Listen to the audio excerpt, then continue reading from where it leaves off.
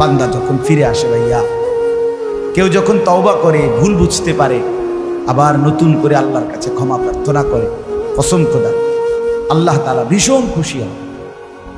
হাদিসে আছে আল্লাহর কোনো বান্দা যখন তওবা করে, আল্লাহ তখন ফেরেশতাদেরকে বলে, আমার ফেরেশতারা 7 আসমান আর জান্নাত সাজিয়ে দাও। ফেরেশতারা জান্নাত সাজায়, আসমান সাজায়। ফেরেশতারা ডেকে বলে, রব্বুল আলামিন কি হলো যে কারণে আসমান সাজাইলেন, জান্নাত সাজাইলেন?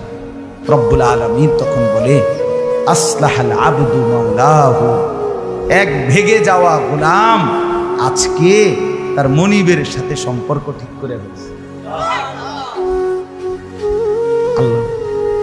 আল্লাহ বলে, আমার এক গোলাম আমার থেকে ভাইগে গেছিল রে, অনেকদিন ওই আমারে সেজদা দেয় নাই, আজকে দিছি।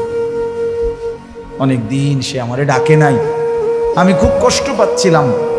আমার বান্দা আমার হাতে গড়া, আমার দেওয়া নাক চোখ কান, আমার দেওয়া জবান, আমার দেওয়া জিহ্বা, আমার গড়া বান্দা আমারে ভুলে আমার থেকে ছুটে গেছে।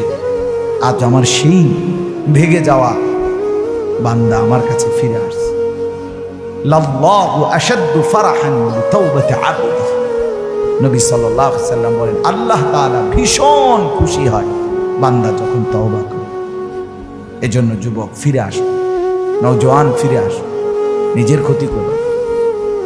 আমি প্রত্যেক দিন বলি, তুমি মরে গেলে হ্যাঁ পৃথিবীর কিচ্ছু আসবে, এই বন্ধুরা ধোকা ধোকা। একটা ফোলাফাইন তুমি মরলে খানা বন্ধ করতে হবে, কসম খোদা। তুমি লিখে নাও, তোমার একটা ফ্রেন্ড এক লগে যদি বইয়ে বইয়ে বিড়ি খায়, তোমার লগে গাঞ্জা খায়, ফুটটা খায়, বাবা খায়, মদখোর গাঁজাখোর, একসাথে বইয়া উলঙ্গ ছবি দেখো, ওই জানোয়ারে জিজ্ঞেস করো বলে, আমি মরলে আমার ঠ্যাংটা ভাঙলে তুই এক বেলা খানা বন্ধ রাখবি।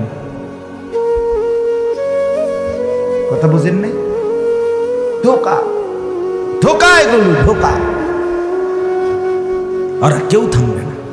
আরে আপন বাপ মরলে যে সন্তানরা দিনের বেলা দাফন কাফন করছে, তারা কি সেই সন্তানরা, আপন সন্তানরা রাতের বেলা ভাত খায় না? কথা বলেন না কেন? পাশের ঘর থেকে খানা রান্দাইয়ে আরো বেশি খা, আরো একটু বুঝতো লও, যেই কান্দাটা তুমি কাঁদছো আজগা কি ভাইয়া, তাইলে তাহলে আপন বাপ, তারপরেও তো সন্তান খানা তোমার লেগে কাঁদবে কি?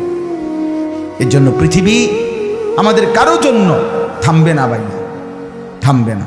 সামনের গাড়ি অ্যাক্সিডেন্ট করে, পেছনের গাড়ি অপেক্ষা করে না, পাশ কাইটা কাইটা চলে যায়।